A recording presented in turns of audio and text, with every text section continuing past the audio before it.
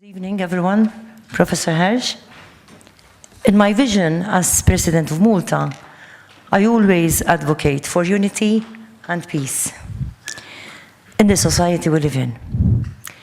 I believe this is possible if all of us adopt a collective approach that is built on respect, inclusion, and solidarity.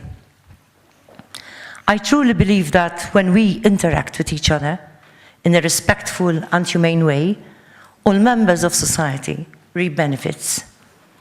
On the other hand, when we use strong language that inflames differences and instills hate, all of us as a society lose out. I touched upon these points in my Republic Day speech, which I delivered to the nation last month. On that occasion, I noted that we cannot ignore the fact that verbal violence is on the increase. I also question if verbal violence has become the norm, and if so, what are the consequences we now face as a society? This links with the painful encounters I often have with children and young people that experience or have experienced bullying. One has to keep in mind the long-lasting effects these experiences have, and significantly, how the behavior of adults, public figures, political and other actors can enforce or encourage certain behavior in our society. The bottom line in this scenario is that no one is a winner. It is society that loses out in these instances, and the effects go beyond the initial setting the aggressive behavior is perpetrated in. It impinges on our trust in the governing and other bodies with detrimental effects on those same elements that make societies peaceful and united. Evaluating why these things happen in the first place might shed some light on what we can do to mitigate negative consequences. It is perhaps inherent to our human nature that we experience differences. The issue is therefore how we actually deal with these differences. We need to explore ways how we can communicate better about issues that cause deep differences and divisions. Using strong negative language oftentimes compromises the situation. It makes it more difficult for people to talk frankly about those issues that are sensitive and important to them. Strong negative language makes it more difficult to communicate effectively on matters that matter to us. I therefore believe that we need to be more mindful of the language we use when discussing the differences, especially if the discussion is happening in public. This makes me think about national debates we have from time to time. These deliberations sometimes turn aggressive and destructive.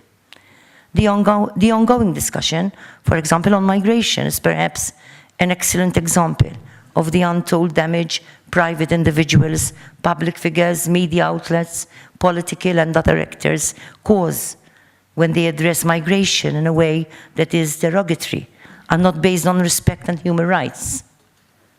We thus need to engage in more constructive conversations so that we can understand better each other's opinions and people that think differently. We must also reflect and talk about how we speak to one another. As a society, we must create more spaces where we can share our stories. We need to come up with new ideas and find more constructive ways to negotiate deep differences.